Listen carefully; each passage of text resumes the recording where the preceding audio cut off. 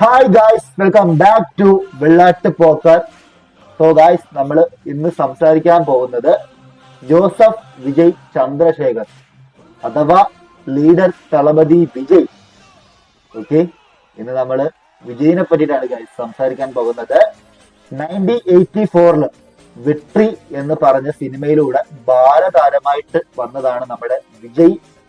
അതിനുശേഷം 1992 നാളെ തീർപ്പ് എന്ന പടത്തില് ഫസ്റ്റ് നായകനായി വന്നു.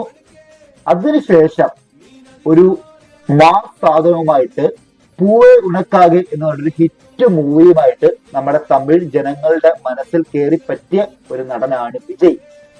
സോ അതെന്തായാലും ആ ഒരു പടത്തോടു കൂടി വിജയ് നമ്മുടെ തമിഴ് മക്കളുടെ നെഞ്ചിൽ ഒരു സ്ഥാനം നേടിയ ഒരു പടമാണത്.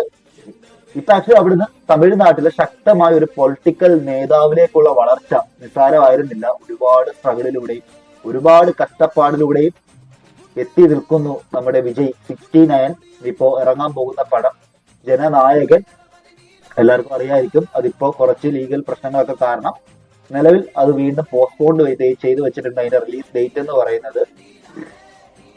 അപ്പോ അതായിരിക്കും നമ്മുടെ വിജയുടെ അവസാനത്തെ പടം, നിങ്ങളെല്ലാം പ്രതീക്ഷിച്ചിരിക്കുന്ന ലാസ്റ്റ് മൂവി എന്ന് പറയുന്നത്.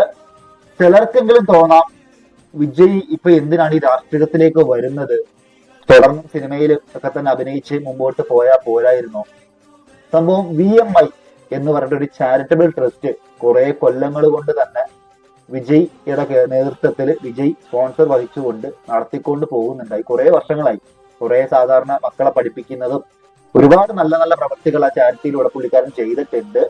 സോ ഇപ്പൊ പുള്ളി പറയുന്നത്, നമുക്ക് ഒരു ചാരിറ്റി ചെയ്യാൻ, ഒരു നന്മ നമുക്ക് ചെയ്യാൻ വേണ്ടിയിട്ട് പണം ഉണ്ടെങ്കിൽ പോലും പണത്തിനുപരി പവർ വേണം.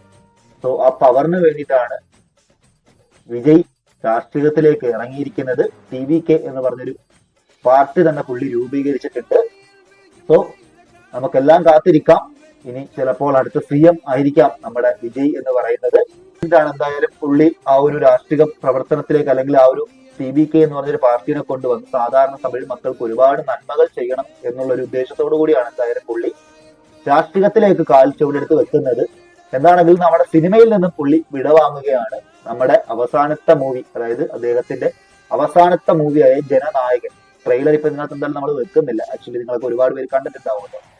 സോ എന്താണെങ്കിലും റിലീസ് ഡേറ്റ് എടുത്തിരുന്നത് ഈ പൊങ്കലിനാണ്. എന്തായാലും അത് കുറച്ച് രാഷ്ട്രീയത്തിന്റെ കോണ്ടന്റ് കാര്യങ്ങളൊക്കെ വരുന്നു, അല്ലെങ്കിൽ അങ്ങനത്തെ ഒരു പശ്ചാത്തലമാണ് എന്ന് പറഞ്ഞുകൊണ്ട് തന്നെ ഈ പറഞ്ഞതുപോലെ ബാക്കിൽ നിന്ന്